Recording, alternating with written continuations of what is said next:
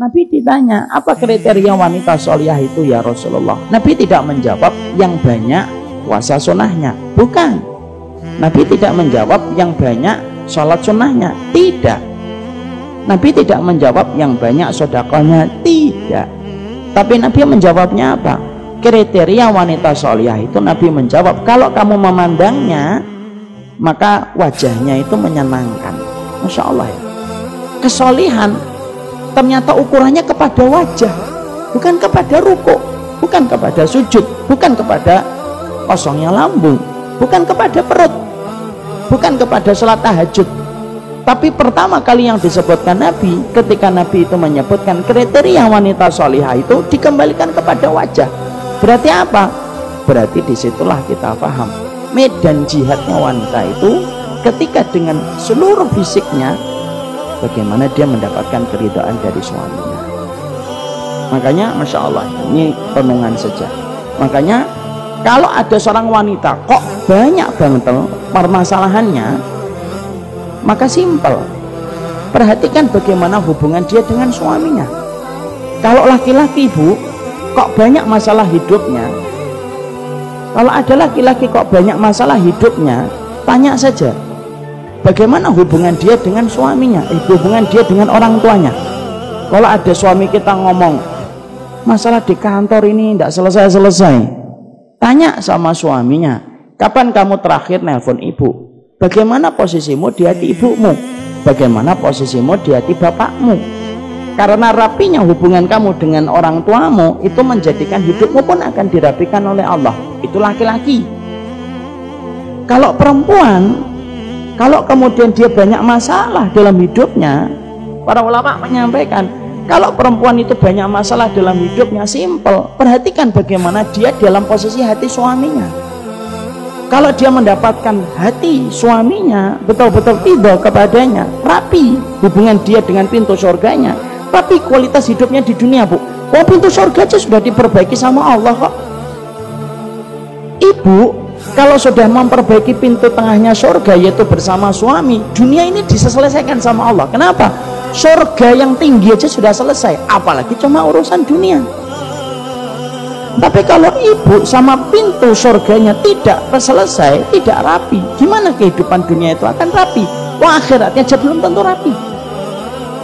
Makanya saya pernah mendengar ada seorang syekh nanya kepada seorang, ditanya oleh seorang penanya, oleh koresponden, syekh, anak punya 2 anak, yang satu anak saya susah, dan betul-betul saya ketika mendidiknya sulit banget. Yang kedua, saya mendidiknya gampang. Perhatikan jawabnya sang syekh. Syekhnya lalu berkata, boleh saya tanya pribadi? Boleh syekh, boleh wahai guru. Syekh itu guru besar. Boleh wahai guru besar kami. Bagaimana kondisi kamu dengan suamimu ketika kamu baru memiliki anak yang pertama? Jujur.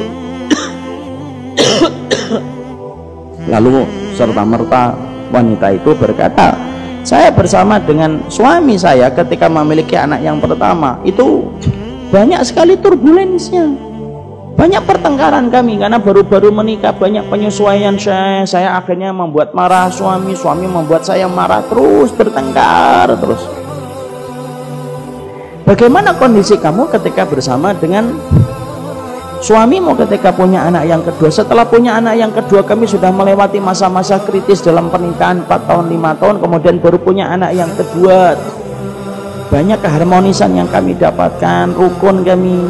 Syekhnya lalu menjawab, disusahkan kamu mendidik anakmu karena pada saat itu kamu tidak mendapatkan ridho suamimu.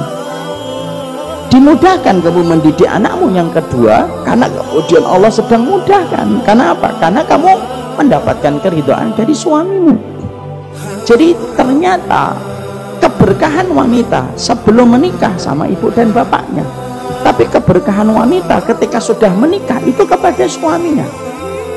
Maaf ya bu, jangan-jangan ada penyakit yang tumbuh di hatinya kita, tumbuh di fisiknya seorang wanita, itu juga mungkin salah satunya karena mungkin dosa dia kepada suaminya.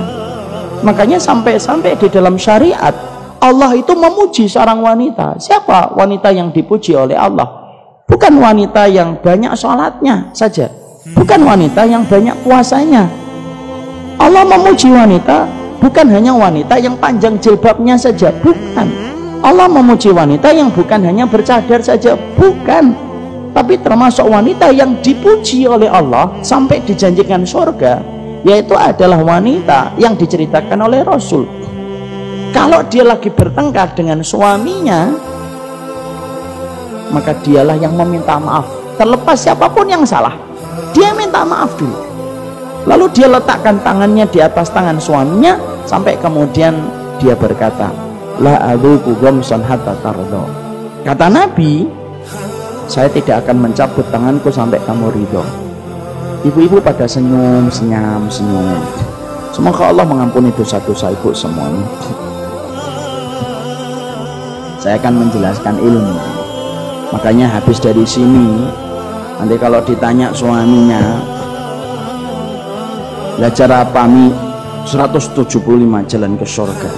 Apa saja yang dipelajari? Banyak. Suaminya jawab, kamu tahu nggak? Jalan ke surgamu itu deket. Siapa?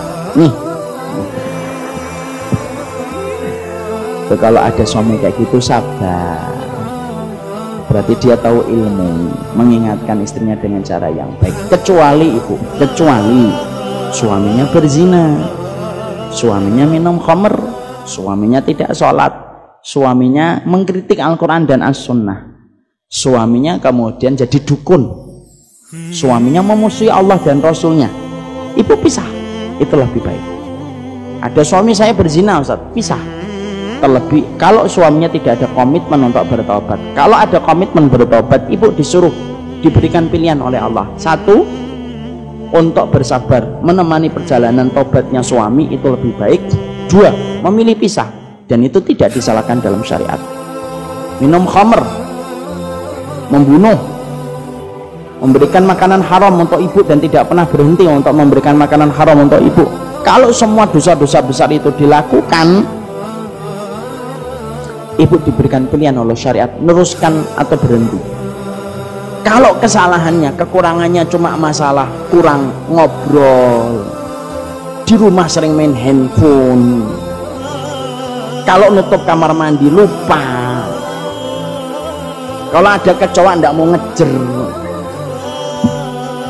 itu sabarnya perempuan dan ujiannya di situ.